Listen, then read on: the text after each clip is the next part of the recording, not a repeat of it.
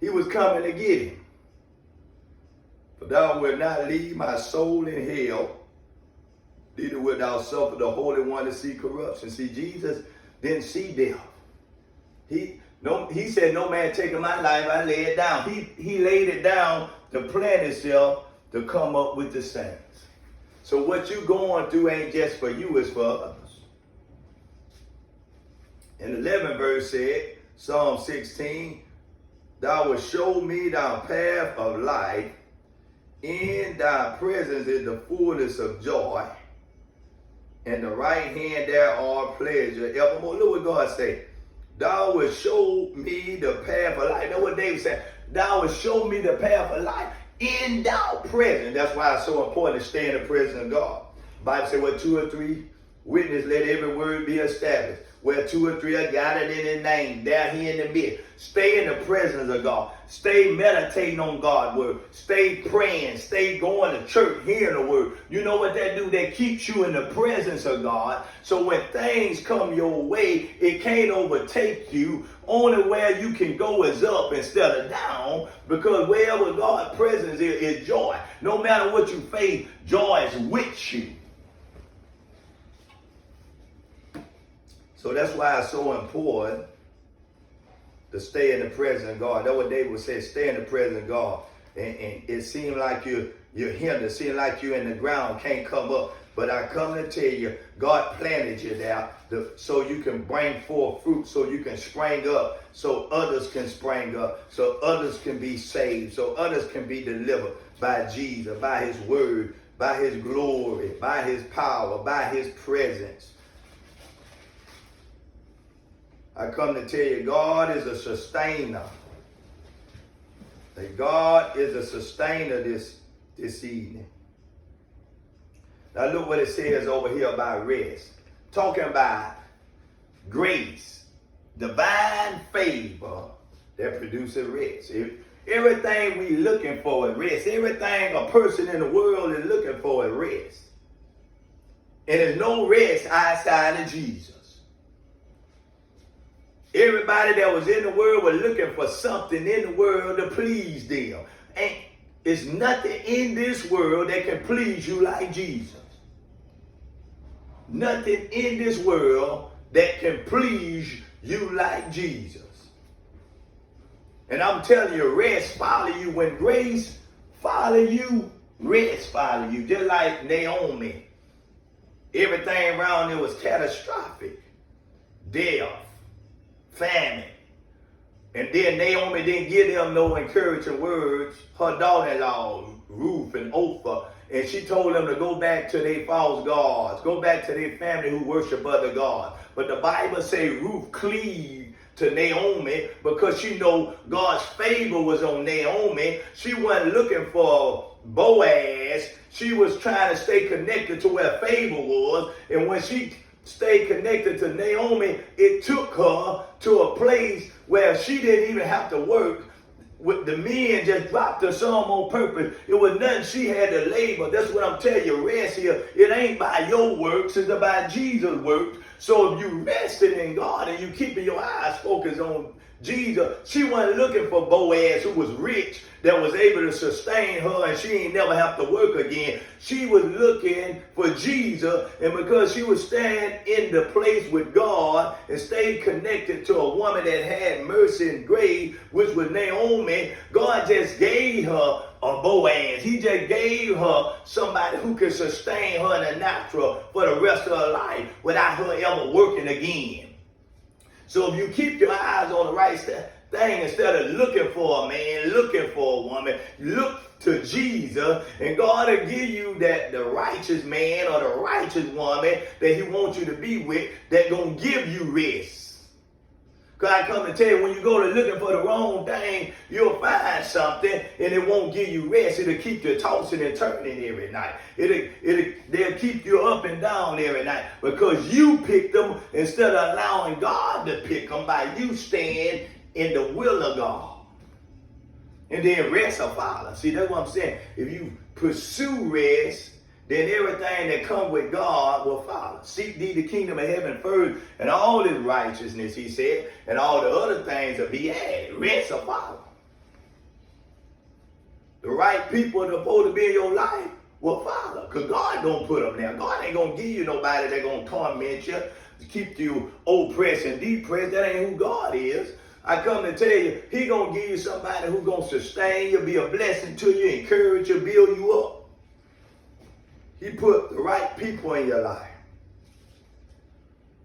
So over here in Matthew 11, look what God said, 28 verse, come unto me all ye that labor with heavy laden, I shall give you rest. Just like what I'm talking about today. I'm talking about that grace that's on your life. The order to keep grace working and grace growing in your life, you got to keep pursuing God. You got to continue to stay in the presence of God. Notice over here, this Jesus talking in the red. He said, come unto me. So you got to pursue Jesus.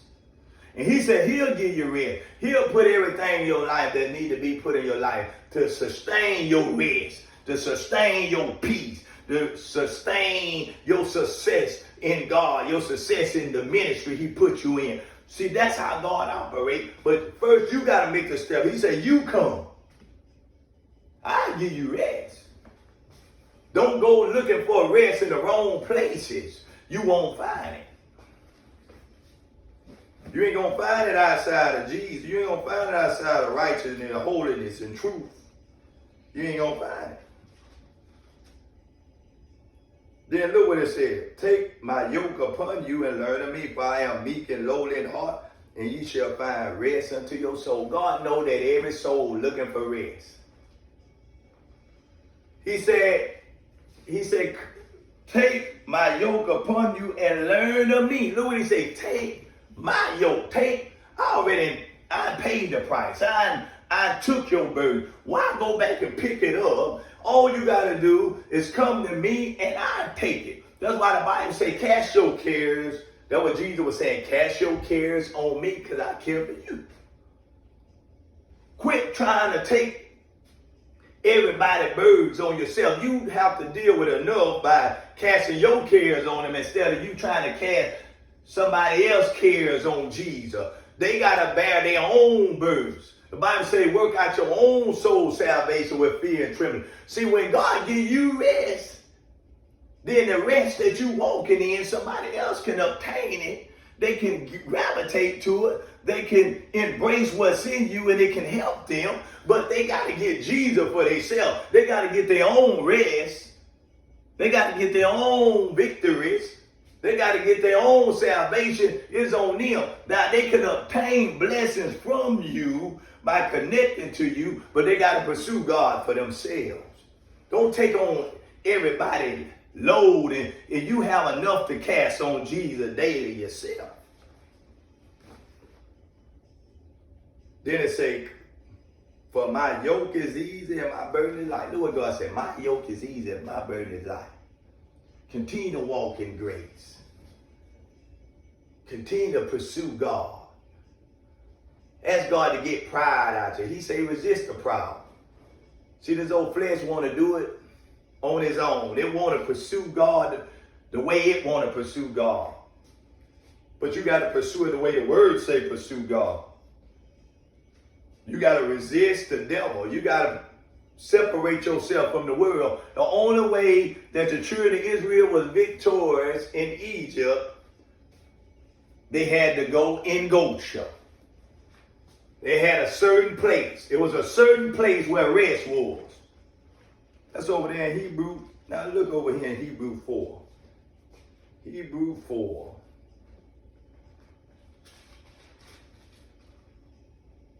Now look what God said over here in Hebrew 4. The 4th verse. For he has spoken in a certain place on the 7th day. On this wise, God did rest the 7th day from all his works. And in this place again, if thou shalt enter into my rest. Look what God said. It was a certain place. So you can't get rest in the club. You can't get rest at the casino. It's a certain place. The certain place is in the spirit. First you got to be born of his spirit, washed of his blood. You got to come to him humble and submissive, want to to change, want to turn your back on the world. And guess what? God said, in that certain place, that's where rest is. That's where I found it. Over 20 years ago. I had to humble myself. Right on the side of my bed over 20 years ago, I said, Lord, take the taste of the world from me. I can't do it, Lord. I tried to stop drinking. I tried to stop smoking. I tried to stop hitting the clubs on my own. But I asked you, Lord, you do it. You take the thing. And guess what God did? God took it. He took the world from me for 20-some years. I've been running for Jesus. I don't have no desire to hit a club. I don't have no desire to have a taste of alcohol, smoke a blunt. I don't have no desire to do worldly things. My desire is to do the will of God, because that's where my rest is. I found rest, and it was in Jesus today. That's what I'm telling you. For anybody looking for rest, I was addicted to sleep aids. I was addicted to alcohol.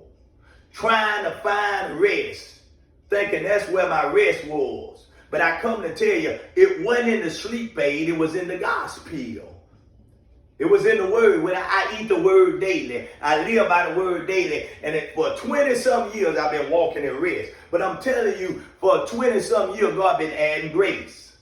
See, when grace can expand, as grace expands, favor expands. And when favor expands, rest expands. And when rest expands, then other people can be blessed by the favor and the grace and the rest that's on your life. Just remember this scripture. I love this scripture right here.